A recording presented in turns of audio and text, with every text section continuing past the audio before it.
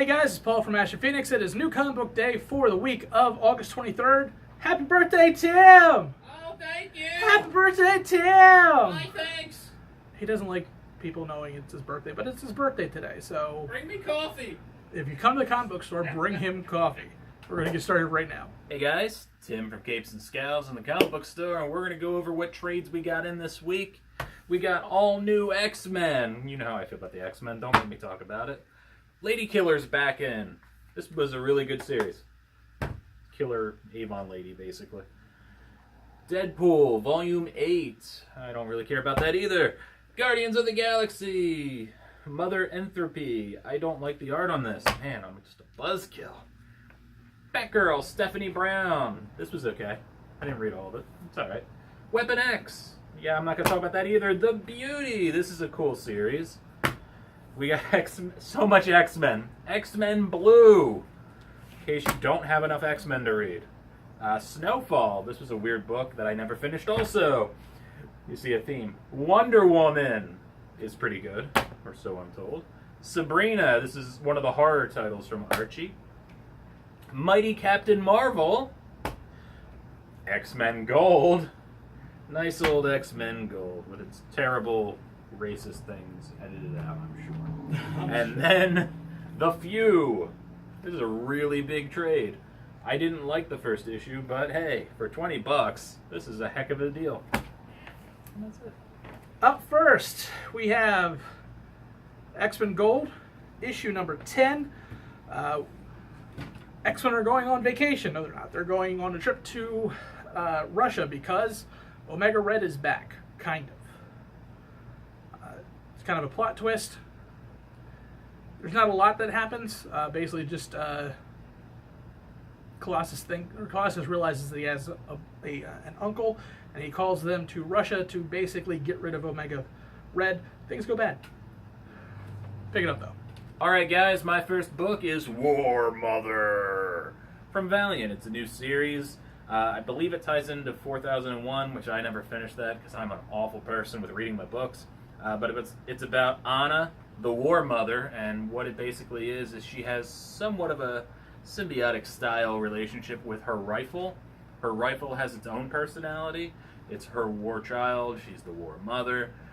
It's pretty interesting dynamic to have a weapon that thinks, because the gun is looking for the best option on how to use the gun to stop certain scenarios. Basically, Anna is the leader of the Grove after some events that they explain in the beginning. And the Grove is dying. It used to be this great place to be. Now it's not. So she's trying to find a safe place for her people to go. It's a pretty cool story. I enjoyed it. Cool ideas. We'll see what happens. Valiant's usually pretty good. Up next, we have a duo. We have Secret Empire's issue number 9 and Doctor Strange's issue number 24. Because I told you, I'm not doing all of the tie-ins anymore. But Doctor Strange has been probably the best tie-in, in my opinion, other than the Captain books, because the Captains were so closely together with Secret Empire. But Doctor Strange is the end for this arc, and the end for the Dark Force Dimension.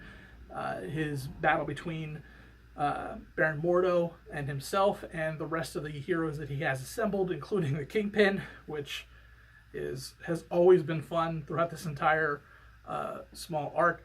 Definitely pick it up. Secret Empire's number 9 is the penultimate issue. Penultimate, there's your word, 50-cent word. Man, it's just a big fight. Like there's no really nothing to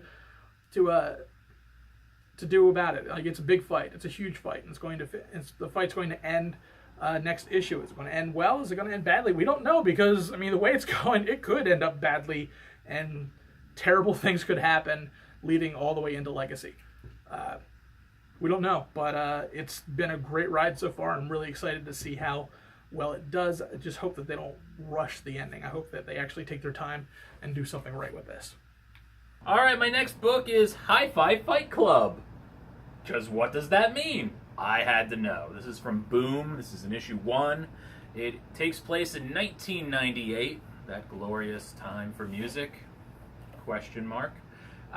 This is right before all those NSYNCs and whatnot. What was big in '98? Backstreet Boys.